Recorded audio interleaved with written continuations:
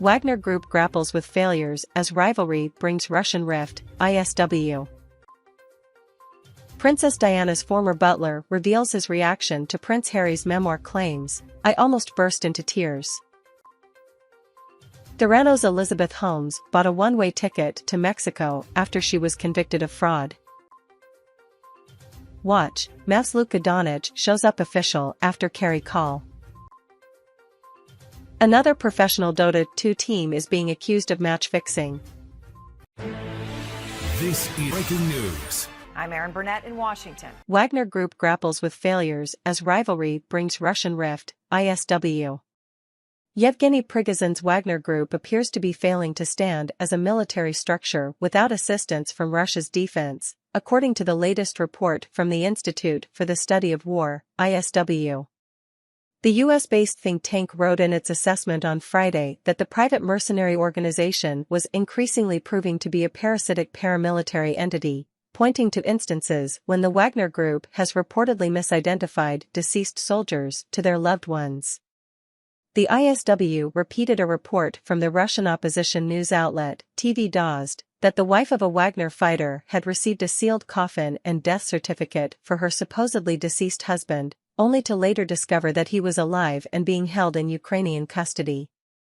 These reports suggest that Wagner lacks basic administrative organs to maintain records of individual servicemen and communicate properly with authorities, the ISW wrote, noting that Prigozhin ironically has gone to great lengths to criticize the Russian Ministry of Defense, MOD, establishment, which he has accused of being inept in precisely these ways.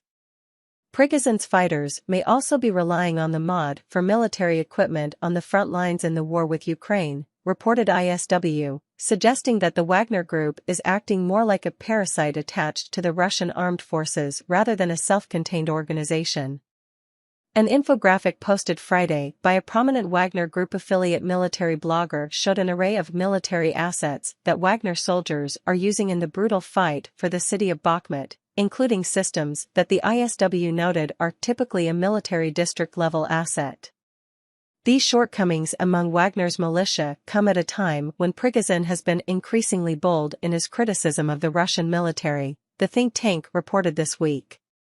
John Kirby, White House national security spokesman, told reporters at a briefing Friday that U.S. intelligence has also found evidence that tensions between the MOD and Wagner Group are escalating. Wagner is becoming a rival power center to the Russian military and other Russian ministries, Kirby said. Prigozhin is trying to advance his own interest in Ukraine, and Wagner is making military decisions based largely on what they will generate for Prigozhin in terms of positive publicity. Prigozhin, a Russian businessman, has long been considered a close ally of Russian President Vladimir Putin, and his private mercenary group has played a key role in Russia's war on Ukraine. The close Kremlin companion recently had a rift with the MOD regarding the battle for the eastern Ukrainian city of Soledar, however, after the Russian ministry claimed victory over the salt mining town. The Russian ministry later followed up with a report clarifying that Soledar was successfully attained thanks to the courageous and selfless actions of the volunteers from Wagner PMC units. On Friday, U.S. Chairman of the Joint Chiefs of Staff General Mark Milley also told reporters that the war in Ukraine was turning into an absolute catastrophe for Russia and Putin, noting the massive amounts of Russian casualties and damage to its military. Princess Diana's former butler reveals his reaction to Prince Harry's memoir claims, "I almost burst into tears." Princess Diana's butler Paul Burrell responded to Prince Harry's claims about him in his memoir, Spare. Burrell defended writing a book about his experience working for Diana after Harry accused him of milking Diana's tragedy for money. Prince Harry accused Diana's butler of using her death for financial gain. Burrell shared his reaction to Harry's book claim, telling The Sun it made him nearly burst into tears. The former butler published his book in 2003, which shared his stories about working with the royal family. In Spare, Harry said that Burrell's book made his blood boil and accused the butler of milking Diana's death for money. Burrell explained that his book came from a place of bankruptcy and despair and not privilege. He called Harry's claim foolish and rich and explained, Harry forgets what led to my book. I was put on trial and went to hell and back for 2 years, wrongly accused of theft. He continued, the prosecution had its say, but I never had mine. The book was my defense. It was also a loving tribute to his mother and grandmother. Burrell claimed, Harry knows full well how devoted I was to his mother, in life and on the page. Burrell shared his reaction to Harry's memoir claims. He's gone from the world which I knew into a very different world, influenced by very different people, and his personality has changed. And so I'm very, very sad. I almost burst into tears when I saw that he'd attacked me. He continued, I shared his childhood. My boys played with him and William. We enjoyed day trips together. He knows that my book came from a place of despair. Burrell was accused of stealing personal items from Diana's estate after her death, but was cleared of the alleged crime when the Queen made a statement saying she allowed him to take some items for safekeeping.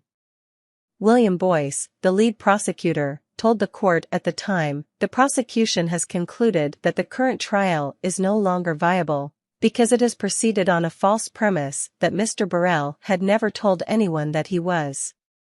Burrell explained, I had my liberty, but I was broke, on the verge of bankruptcy. I couldn't pay my mortgage.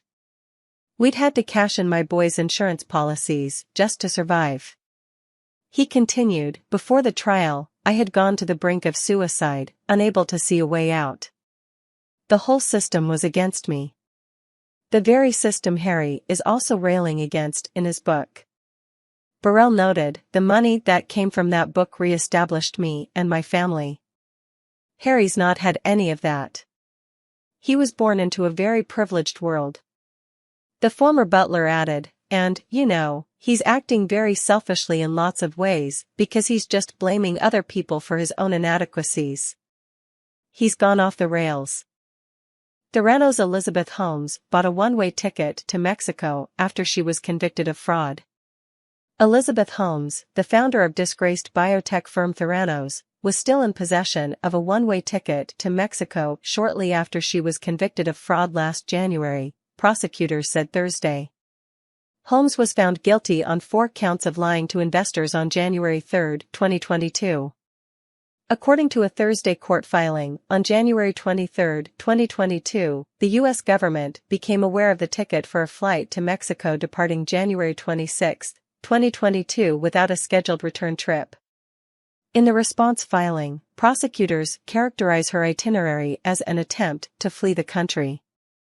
Only after the government raised this unauthorized flight with defense counsel was the trip cancelled, prosecutors said. It is not clear when Holmes originally purchased the ticket. In response to a January 23, 2022, query about the ticket from the case's lead federal prosecutor, an attorney for Holmes characterized the situation as a misunderstanding, according to an exhibit also filed Thursday. In general, this was a reservation that was made before the verdict, Lance Wade said in response to Assistant United States Attorney Jeffrey Schenck, according to the exhibit. The hope was that the verdict would be different and Ms. Holmes would be able to make this trip to attend the wedding of close friends in Mexico. Given the verdict, she does not plan to take the trip, and therefore did not provide notice, seek permission, or request access to her passport, which the government has, for the trip. But she also had not yet cancelled the trip, amidst everything that has been going on. The prosecutor's response filing came as part of the government's opposition to Holmes' motion for release from detention pending appeal of her sentencing. In November, a judge sentenced Holmes to more than 11 years in prison. U.S. District Court Judge Edward Davila ordered Holmes to surrender herself into custody by April 27. It has not yet been determined where she would serve her sentence, but Davila has recommended a minimum security prison camp in Texas.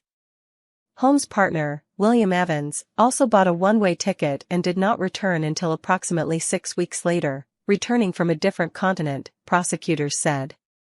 The government anticipates Holmes will note in reply that she did not in fact leave the country as scheduled, but it is difficult to know with certainty what Holmes would have done had the government not intervened, prosecutors said. Prosecutors also allege Holmes maintains access to vast financial resources.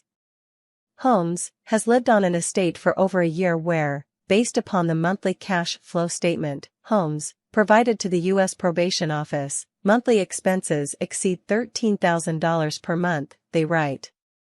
They further note that a judge has found that Holmes never fully appreciated that, he would be incarcerated based on ill-founded hopes that the court would give her a probationary sentence.